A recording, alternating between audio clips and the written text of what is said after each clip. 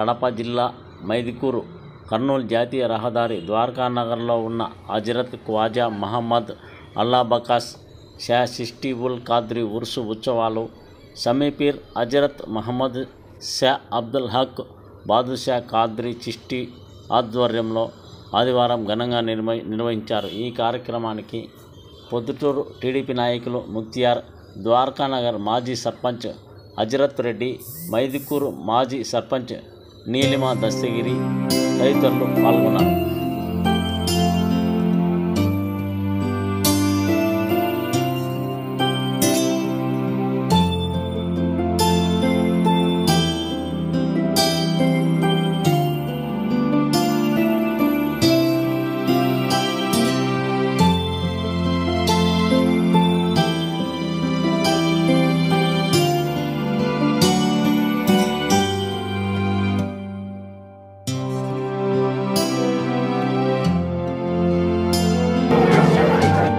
Proddatur Telugu Desam party నాయకులు ముక్తియార్ ఈ కార్యక్రమానికి హాజరయ్యారు. దర్గా పీఠాధిపతి సమీపీర్ ఆధ్వర్యంలో భక్తాదులకు అన్నదాన కార్యక్రమాన్ని ఏర్పాటు చేశారు.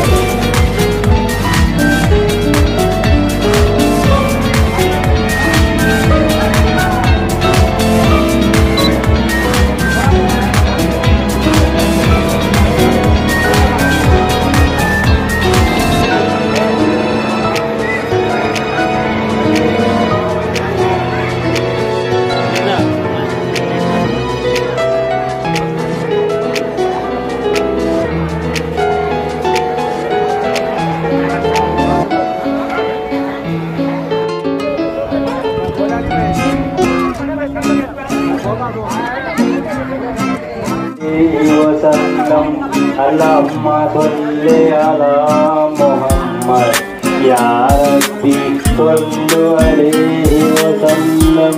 नारे तकबीर, नारे तकबीर, नारे रिसालत, नारे रिसालत। ఉరుసు ఉత్సవాల్లో భాగంగా జెండా ఆవిష్కరణ కార్యక్రమాన్ని ఈ సందర్భంగా నిర్వహించారు. అల్లాహుమ్మా సల్లి అలా ముహమ్మద్ యా. పీఠాధిపతి సమీపీర్ ఈ సందర్భంగా మీడియాతో మాట్లాడుతూ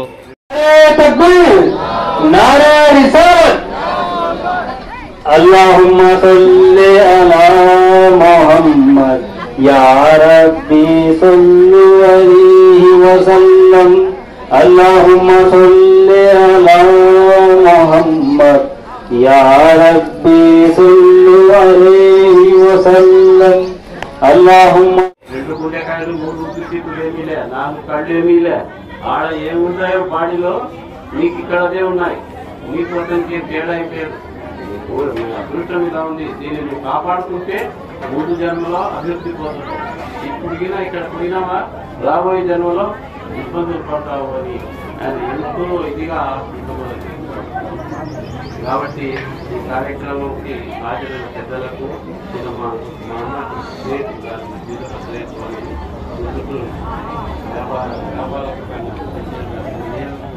ఇది చేసిన ఆయన అవమానిస్తాము కానీ వస్తారు. ఆమె ఇలాగో వస్తారు. ఆయనకు మన విజయ రాఘవరెడ్డి స్వామికి, మన పుత్తూరు రెడ్డి స్వామికి, టీడీపీ నాయకులు బాలరాజు గారికి, నీలిమా దస్తగిరి గారికి, అందరికీ మా ఆశ్రమం తరఫున కృతజ్ఞతలు తెలియజేస్తూ ఈ మహానీయులు మనం ఎవరి మాట వింటే వాడే మనకు ఎవరి మాట వింటే వాడే మనకు. ఉదయం నుంచి సాయంత్రం వరకు పని చేసి సారాయి తాగేంత దోషం చేసి ఏమవుతుంది, సాయంత్రం తాగేటప్పుడు సారాయి. అదే గురు సాంగత్యంలో ఉంటే ఉదయం నుంచి సాయంత్రం వరకు డబ్బు సంపాదించి ఏమవుతుంది. ఇది మరి గురువు ఎట్లా తయారవుతాడు అనే దాన్ని గురువు చేతులలో వాక్యాలు వస్తాయి. మనం చెప్పేదేం కాదు, గురు చరిత్ర చదవాల్సిందే. గురు చరిత్రలో ఏమవుతుంది, 200 సంవత్సరాల కిందటి గురు ఆయన. అప్పుడు 200 సంవత్సరాలు అంటే ఎలా ఉంటుంది, అంతా అడుగులే. ఈ నుంచి మైసూరు పోవాలంటే మొత్తం అడిగే, ఈ నుంచి ముందుకు పోవాలంటే మధ్యలో అంతా అడిగే కదా కంపచేస్తుంది. అప్పుడు అతను గురువు దగ్గర బ్రహ్మని తెలిసి అలా ఊళ్ళో ఉంటాడో తెలుసుకుని ప్రయాణం. మధ్యలో ఏమవుతుంది, అడవిలో వస్తే అతను పులి గాంధీ శబ్దం అదే పులి శబ్దం వచ్చింది. గబగబా చెట్టెక్కి చూస్తే శబ్దం ఏమైతే వస్తుందో ఆ వైపు ఒక ముసలి వ్యక్తి సింహం మీద కూర్చొని కట్టెల మూక సింహం మీద పెట్టి ఆ పాముతో దాన్ని కొడుతున్నాడు. దాంట్లో కదా అక్కడ కొట్టుకోవాలి. అతను చూసినాడు, ఇదే మీద ఇలా ఉంది, అది భయపడి గమ్మన్నట్టు. అతను పోయినాక ఆయన కిందికి దిగి ఊళ్ళోకి పోయి ఫలానా ఎక్కడండి ఫలానా అదే స్వామి అడిగి అదే ఆడిపోతే ఉంది. ఇంట్లో తిట్టి నిలబడతాను భార్య తింటాను దానికి మాట్లాడు, అది ఇది ఏమేమంటాను, ఏం సంపాదన లేదు, అది లేదు, ఇది లేదు, దీనికి తింటే దానికి లేదు అంటారు. ఇద్దరు నేను తొందరపడి వెళ్తున్నానేమో, ఇది కాదేమో గురువు ఇల్లు అని ఎనికి పోవాలని చూస్తాడు. అతను వాకి తెలుసుకుని చూస్తే ఆ గురువు ముఖం మీద మంచి తెలుగు పోయింటారు.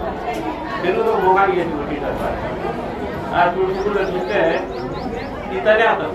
ఎవరు అతను, సింహం పైన కూర్చొని చూడు, అతనే అతను ఆశ్చర్యపోతాడు. ఇదేం తీసుకోవాలి, మీరు ఆడ చూస్తే సింహం మీద కూర్చుంటే ఈడ చూస్తే భార్య పెట్ట మాటలు పడుతుంటారు. అంటే ఇక్కడ భార్యతో సహనం వహించినందుకేరా నాకు ఆ బదులు ఇచ్చింది. కాబట్టి మనం సహనం వహిస్తే అన్ని వస్తువులు మన కాడని అన్ని వస్తువులు. మనం కుక్కలను కలిసి కుక్కలు మనం కలిసి ఏమైనా తేడా, ఏమైనా తేడా ఉంటుంది కాదు. కాబట్టి అది ఇంకా మనం ఉదురు కొట్టామంటే అది ఎక్కువ ముందుగానే ఉంటుంది. దిక్కెట్టేస్తే తోక ఉంటారు, అవునా కాదు.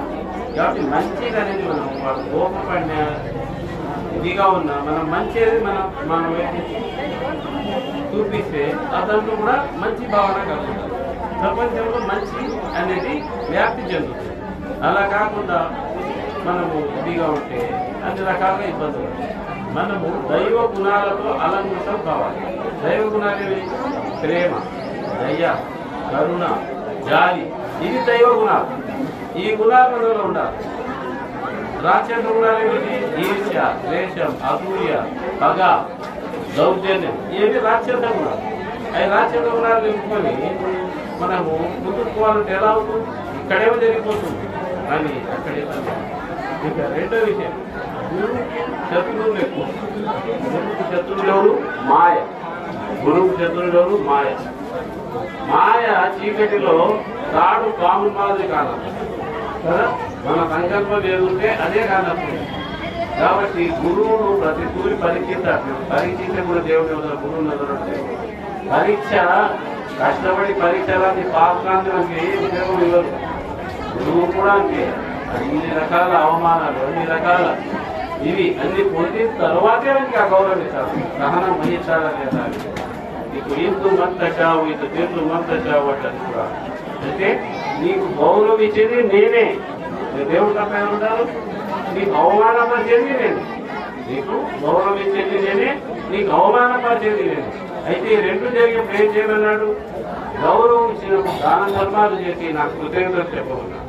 నీకు అవమానపరుస్తా, అప్పుడు సహనం వహించు. వీళ్ళల్లా మాట్లాడు, సహనం వహించు, నా యొక్క కరుణ కటాక్షాలు పొందుతున్నాను. కాబట్టి మనము సహనం వహించి అన్ని సాధించాలి. అదే ఉదాహరణకి మనకు కష్టాలు మన రైలు వస్తుంటారు, మా గురువులే ఇరిపోయినది కష్టాలు ఉంటారు. నాకు కష్టం లేదు, తండ్రి మన నాకు తెలిసిందే ఇస్తుంది కదా, నాకు ఫైనాన్స్ మ్యాటర్గా ఏం లాస్ ఏం ఇబ్బంది ఎప్పుడు లేదు. اللهم صل على محمد يا ربي صل عليه وسلم. మరిన్ని వార్తల కోసం మా ఛానల్ను సబ్స్క్రైబ్ చేయండి.